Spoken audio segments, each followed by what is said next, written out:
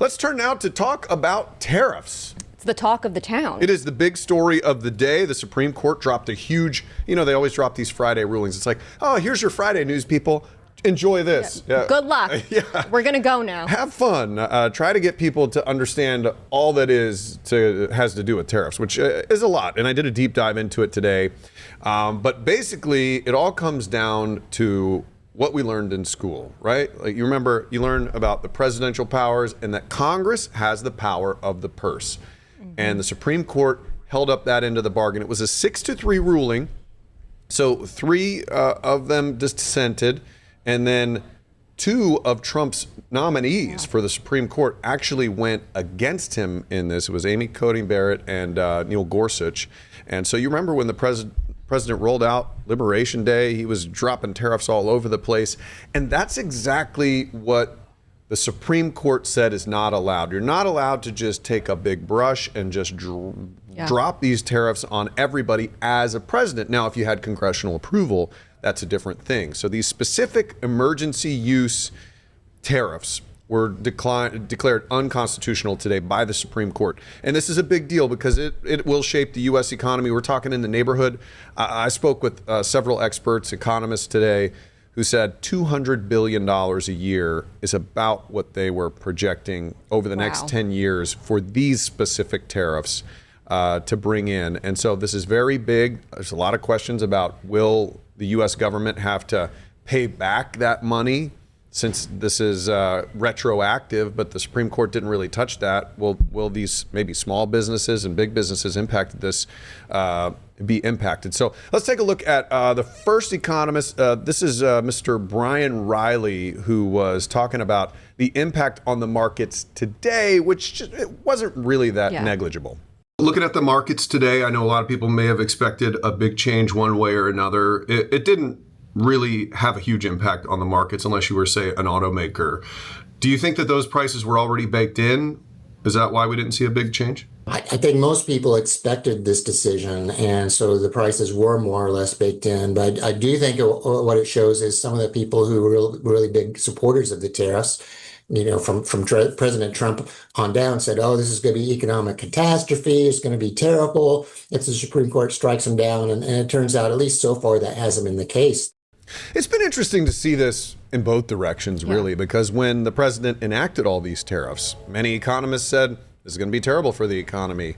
It's going to go down in flames. And really, the Dow's at 50,000. We really didn't do as maybe our economy is much more resilient than we picture it. And so then this happened. Things have been reset. Now, the president came out today and said, hey, listen, this doesn't take all my powers away. I'm just going to basically have to be a little more thoughtful about it.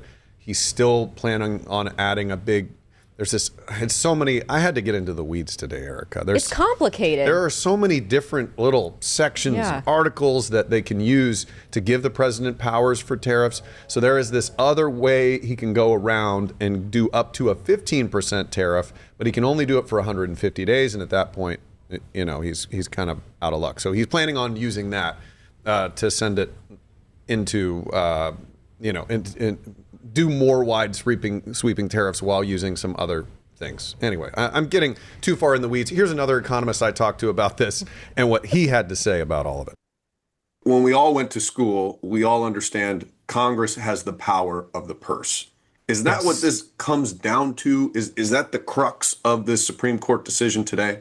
This idea that he can impose sweeping our taxes at his whim that's not found in U.S. law. So I think that's the bottom line here. Yeah. So, if people were against these tariffs, a lot of them are saying that the checks and balances worked in this case. Yeah. And they reined in that presidential power, even though these were people who were appointed by the president. So what are you thinking? A lot of small businesses, I feel like, are breathing a sigh of relief, at least for now, because, our community correspondent Alex Cook spoke with a grocery store in Castleberry today, and they've been struggling because it seems like these small businesses are eating up the costs, and then they're passing those costs on to consumers.